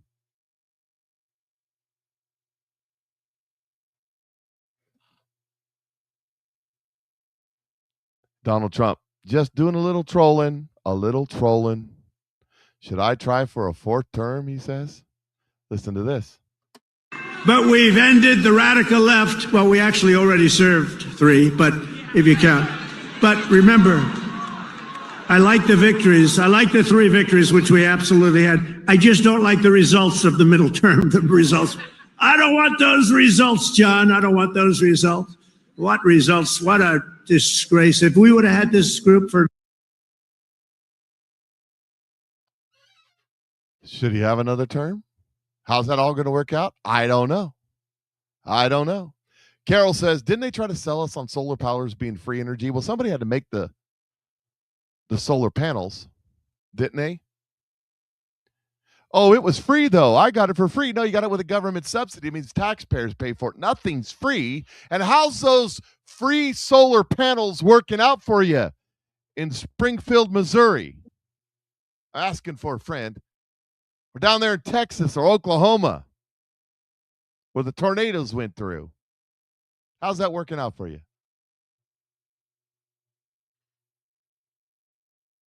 Not so good, I imagine. Here's Donald Trump again. Just trolling, doing a little bit of trolling. Is that in my first term, I disrupted all of it. Oh, did I disrupt? That was called major disruption. And in my second term, which we're sort of having now, but I don't want the results, right? I don't want the results of this second term. This second term is a disaster for this country. Worst president, think of it. There's never been a president like... Talking about Joe. His second term when Joe Biden was president. Oh, yeah. Having a good time. Here's Hillary Clinton responding to the Supreme Court ruling. In the 24 hours since the Supreme Court's majority rule to diminish the Voting Rights Act's remaining protections, Louisiana and Tennessee have already signaled that they'll withdraw their congressional maps with a clear effect of shutting black voters out. The court's decision overlooks reality for self-serving right-wing fantasy and will reign in infamy. No, Hillary, you will reign in infamy. And that's what Pepe says. You will reign in infamy. Imagine all the children you've hurt. Haiti will follow you to hell, dearie. Yep. She said it takes a village, and she should know because she's taken many of them. Here is John Solomon. We talked about Candace. Here's John Solomon. Scott Jennings on Tucker Carlson. Tucker Carlson said he regrets campaigning for Donald Trump, which I guess now, does that mean he now wishes Kamala Harris was the president of the United States? Is that what you want? I mean, honestly, Donald Trump's always been clear that he would never permit Iran to have a nuclear weapon. To say that you weren't aware of that, or that you weren't aware of how hawkish he was on Iran in his first term, I mean, honestly, it's all look, let's just call it what it is. It's all Israel.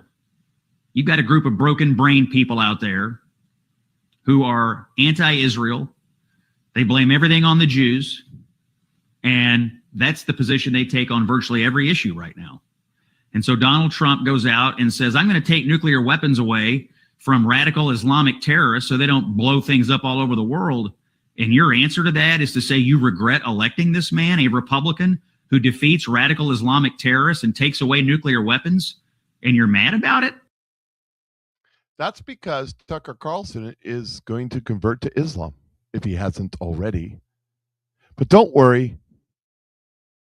He'll be as Islamic as he is Episcopalian. Breaking news. Scoop. DOJ prosecutors in Virginia are pursuing separate charges for James Comey for allegedly leaking classified information. Blanche's DOJ, not satisfied with just 8647 case, in recent weeks received national security probe that stalled out last year.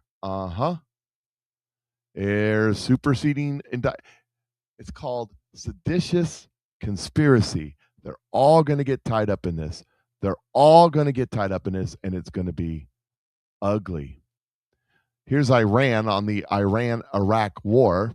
Iran-Iraq. That was a long time ago. On the Iran Donald Trump war, his war of aggression. This is what Iran says. The world has witnessed Iran's tolerance and conciliation. What is being done under the guise of a naval blockade is an extension of a military operations against a nation paying the price for its resistance and independence. Continuation of this oppressive approach is intolerable. And this Dan down here says, let me translate. He says, regime translator, Islamic Republic of Iran president says the regime can't take the U.S. blockade anymore after it murdered tens of thousands of innocent Iranians, longs for martyrdom, begs to be bombed again. Give the man what he wants.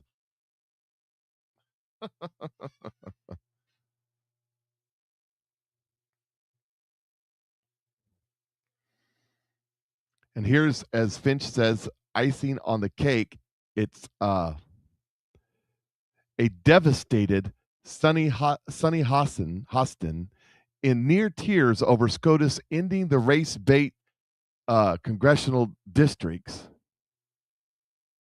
I have been discriminated against, and now I have to tell my children that they have less civil rights than I did when I was born. Yes, you're a millionaire TV host. You live in the lap of luxury. You've been down to the places, I don't know, Diddy parties or Epstein or wherever you've been, and done all the things that the rich and powerful do. And you have less civil rights. You can still vote for the person you choose to vote for. You're just not a guaranteed win anymore.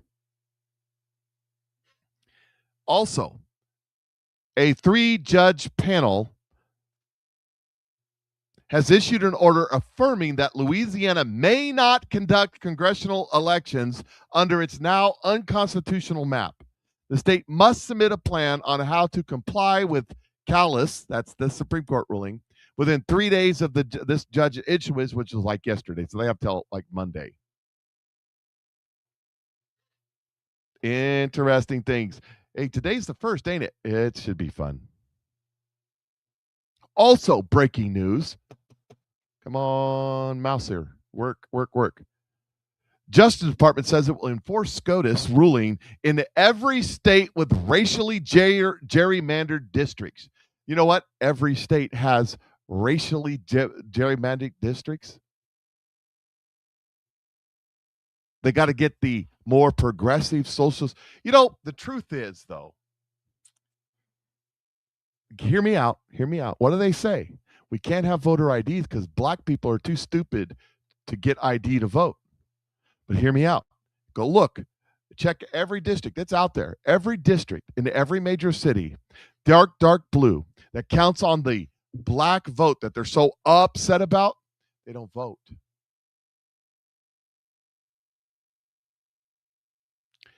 They don't vote. They don't want them to vote. They just want them to register so they can vote for them. That's what this really all about. That's what this was really all about. Here's the 5 as the token leftist on the 5 tries to explain this away.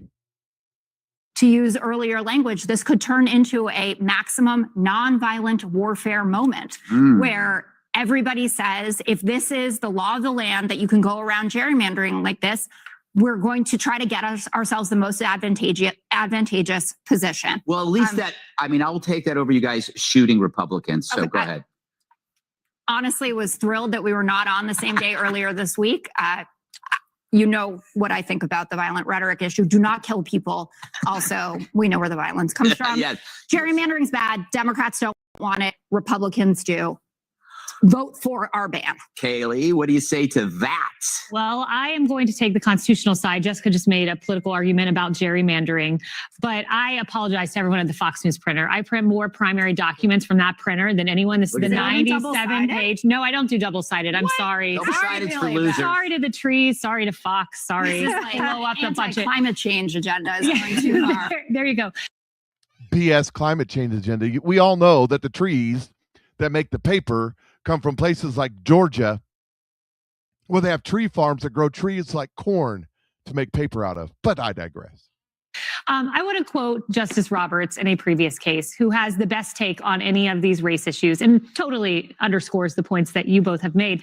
The way to stop discrimination on the basis of race is to stop discriminating on the basis of race. That should be the guiding philosophy on any single matter. We don't discriminate against anyone in this country because of their skin color. The best take on this was not the majority take on this, which was well done. It was the concurrence by Justice Thomas. Here's what Justice Thomas said.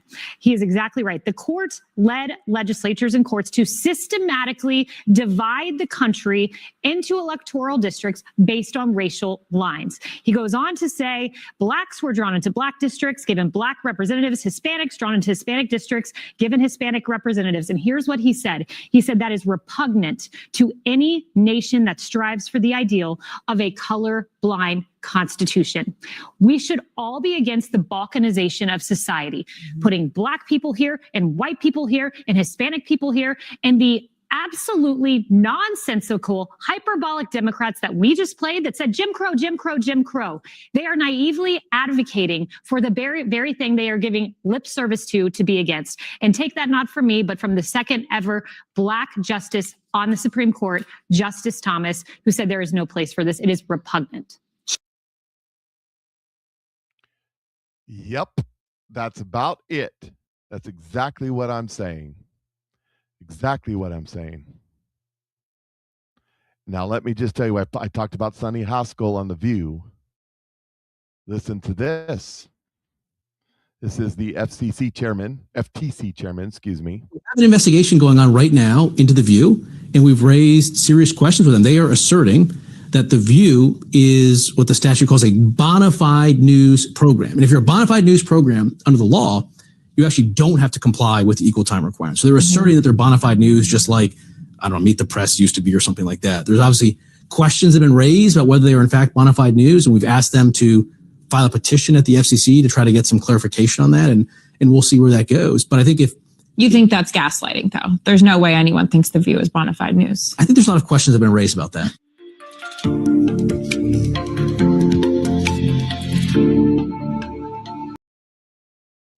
By the way, Chris Miller asks from Facebook, is that where the fires are at in Georgia? I don't know. Those tree farms are all over the place. When I was on Fort Benning, like that was the thing. There were tree farms, but they grow that's paper mills is what they are. You know, that everywhere in the country, pretty much all along the eastern seaboard from the Carolinas south, all on the south, all the way to the west from New Mexico, Arizona, California, on north, all the way up to Washington, there's a major drought going on right now. The only place that's not under drought conditions right now is Missouri, eastern Kansas, Arkansas, Missouri, up to the northeast. So Illinois, Ohio, Michigan, those places, because we've got a lot of rain in the last little bit. Everywhere else in the United States is under a drought condition. That leads me to Kim Clement prophecies about drought. Look that up. Because he says that there'll be drought, and then the rain will come. And when the rain comes is when everything changes. So pay attention to that. Pay attention to that. A lot of things are being fulfilled right before our very eyes. A lot of things are being fulfilled right before our very eyes. Anyways, today's Friday. No show after show today. Today's show is brought to you by Q Streaming. It's right at the top there. If you're tired of paying the dollars and dollars and dollars to the corporate big box, either cable or satellite, try Q Streaming. Try Q Streaming. It's only $69 a month, and you get all the channels. Here's the channels, just some of the channels that you get right here. And they've updated everything, and they work fantastic. Now, since the beginning of this year, I've not had a problem with them. So that's the link at the top right-hand corner or left-hand corner or wherever it is, that QR code, or the links in the description section. Or you can send me a text message or a message to 660-620